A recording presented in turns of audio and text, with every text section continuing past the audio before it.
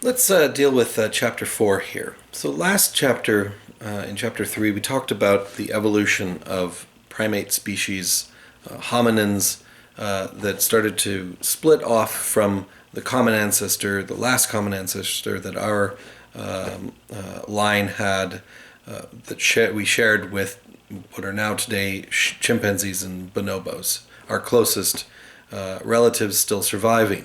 And we saw that there were pre-Australopithecines, we don't know a lot about, but certainly Ardipithecus seems to have been the progenitor of a diverse range of Australopithecines that existed from about 4 million to about 2 million, a little bit later than that, million years ago. And towards the end of that period, we start to see the emergence of our genus, Homo.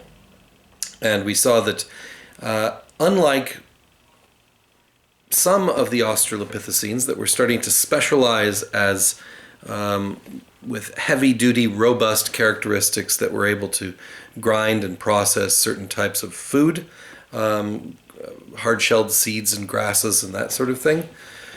The gracile Australopithecines, on the other hand, started to select another organ for development and evolution, the brain, and started to use tools that they didn't need to develop particular physiological characteristics if they could think around some of the problems that they faced. So you want to get to scavenge meat.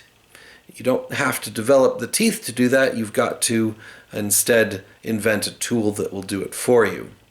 Eventually, we saw that Homo erectus, that started to take off exponentially, that their brains suddenly became 1,000 cc's, 3 times what a chimpanzee has going for it in terms of brain power. But also, it wasn't just the size of the brain, it was the imagination involved. That Homo erectus apparently could imagine a world that didn't exist and create it. So it wasn't just where Homo habilis said, okay, sharp rock, cut, meat. Homo erectus was able to say, close their eyes and say, what's a better tool? Something that maybe doesn't exist, but I could create that would be superior. Maybe even look beautiful. And how could I teach this to the people that I want to help survive? My friends and family. So you see that the brain is starting to take over amongst our line, and Homo erectus is certainly back there in our ancestry. I also mentioned that by turning their attention to this new Acheulean tool technology, that it was accompanied by hunting. So they started to follow animals, and the search for meat probably led them out of Africa, where all of those human ancestors came from. So all of the pre-Australopithecines, all the Australopithecines, the early Homo species, all come from Africa. But once Homo erectus starts to emerge in Africa, pretty short time period afterwards, we start to see Homo erectus in other places, in Central Asia, in China, in Indonesia. And what I haven't really mentioned yet, but we're going to focus on today, is an interesting case of a human species that emerged a little bit later than those other places I just mentioned, in Europe. And it's important that we understand that these adaptations were taking place in a context, in a climate, in an environment with natural resources. Nature was putting pressure on these adaptations. That's the way evolution works. So it's not just a general evolution, it's specific to your own survival situation. Where are you living, and what are the particular pressures that have on you and your group of people, that your gene pool that's surviving?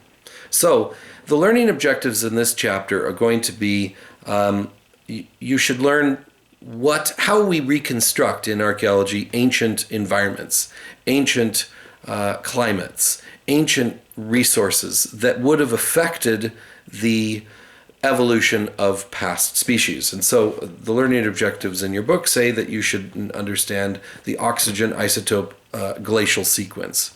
The reason why is because we're going to be talking about ice ages now. And Africa, let's face it, it's pretty hot, right? It's equatorial, especially the places that we find some of the earliest evidence for human ancestry. So the adaptations of our ancestors comes from hot climates. So what happens when an animal that's adapted to hot climates encounters an ice age in Europe, glaciers and cold weather? What happens? Well, they adapt or they die. So we'll look at the spread of hominins throughout Europe and the characteristics of the European Lower Paleolithic.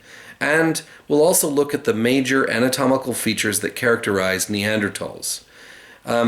We also want to look at, I've mentioned that we've looked at sort of this very simplistic way of looking at Homo erectus spreads out, and one of those groups is Neanderthals, right? So we would call the development of late Homo erectus is Neanderthal. Is it that simple? And how do they relate to us? Are they part of our evolutionary strategy, our evolutionary history, or are Neanderthals different to us? Were they our competitors? Well, we're going to look at that and the three major theories of the evolution of Neanderthals.